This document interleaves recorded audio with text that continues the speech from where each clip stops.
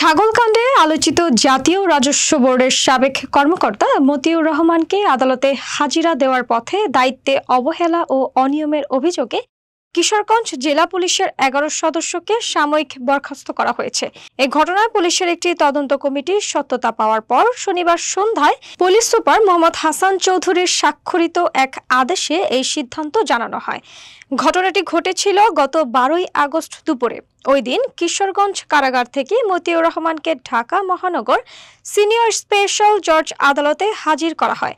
আদালতের কার্যক্রম শেষে ফিরতি পথে নরসিংদীর শিবপুর উপজেলার সৈয়দনগরে ঢাকা থেকে সিলেট মহাসড়কের পাশে নিরালা হাড্ডি নামের এক রেস্তোরাঁয় যাত্রাবিরতি দেন স্কয়ার্টের দায়িত্বে থাকা পুলিশ সদস্যরা। অভিযোগ উঠেছে, পুলিশ সদস্যরা উৎকোচ নিয়ে রেস্তোরাঁর একটি কেবিনে মতিউর রহমানকে অপর এক ব্যক্তির সঙ্গে গোপন বৈঠকের সুযোগ করে দেন আর নিজেরা সাধারণ স্থানে খাবার গ্রহণ করেন।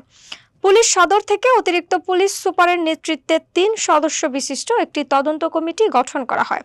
তদন্তে অভিযোগের সত্যতা মেলে।